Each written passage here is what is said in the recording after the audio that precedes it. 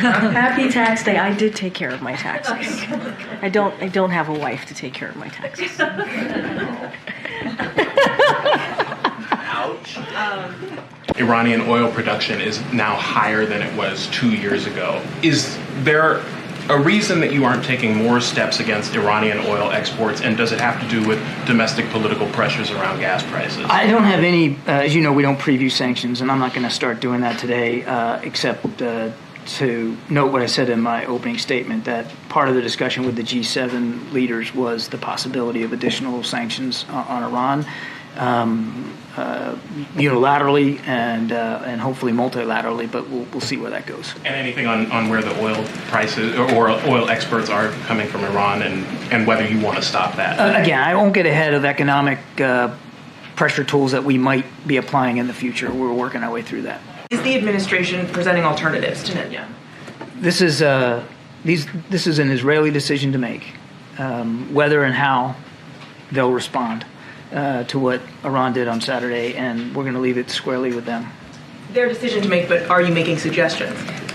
We are not involved in their decision-making process about a potential response. Has President Biden considered maybe beefing up the public Iran posture to be more than just one word? You're referring to don't. Yeah. And so let's talk about... And they did it anyway. And let's talk about what we did, Peter. Let's talk about don't and did. Let's talk about Saturday night.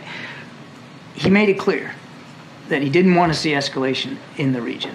And that's what it was. Let me finish.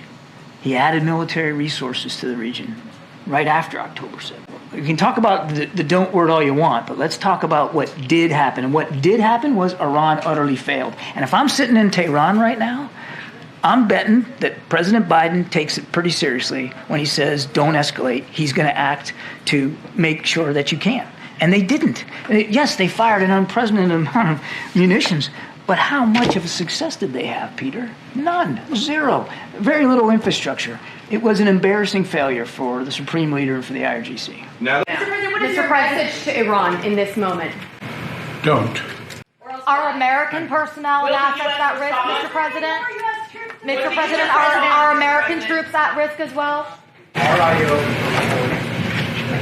We are devoted to the defense of Israel. We will support Israel. We will help defend Israel, and Iran will not succeed. Thank you very much. What would trigger a direct U.S. response, sir?